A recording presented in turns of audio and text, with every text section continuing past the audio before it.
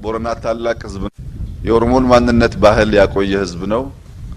ከጉጂ ከባሌ በከባቢ ካሉ ከኦሮሞዎችና ከሌሎች ህዝቦች ጋር በትብብር የኖረ ህዝብ ነው። ከአዲስ አበባ ራቅ ያለ ከባቢ ነው። ይህ አየር መንገድ ኤርፖርት በዚህ ስፍራ መስራቱ በጣም ጥሩ ስራ ነው። በኢትዮጵያ ደረጃ ከሞላ ጎደል በሶስት የሚከፈሉ ኤርፖርቶች አሉን። በአንደኛ ደረጃ በኢንተርናሽናል ደረጃ የሚታዩ ኤርፖርቶች አዲስ አበባ፣ መቀሌ፣ ባህር ዳር አሉን። በሁለተኛ ደረጃ ልክ በዚህ ደረጃ የሚታዩ ኤርፖርቶች ደግሞ በሰሜን 10 አሉን።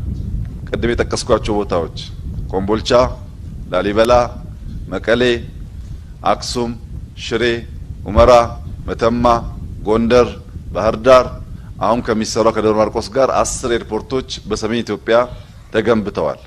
ከነዚህ ውስጥ ሁለቱ ኢንተርናሽናል ኤርፖርት ደረጃ የሚታዩ ናቸው። በምስራቅ ሰመራ፣ ጅጅጋ፣ ቀብሪ ዳሃር፣ ጎዴ፣ ድሬዳዋ 5 አሉ።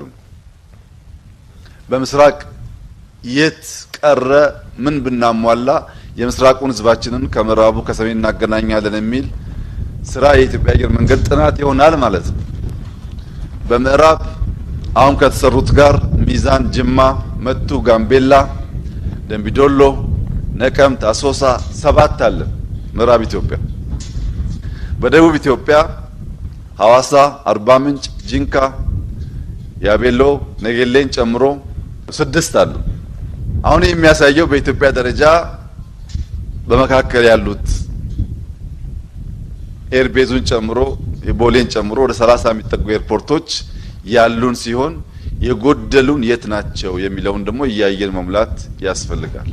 በደቡብ ኢትዮጵያ ጥቂት ቦታዎች የግድ የሚያስፈልጉበት መለየት ያስፈልጋል። በምስራቅ ኢትዮጵያ እንዲሁ መለየት ያስፈልጋል።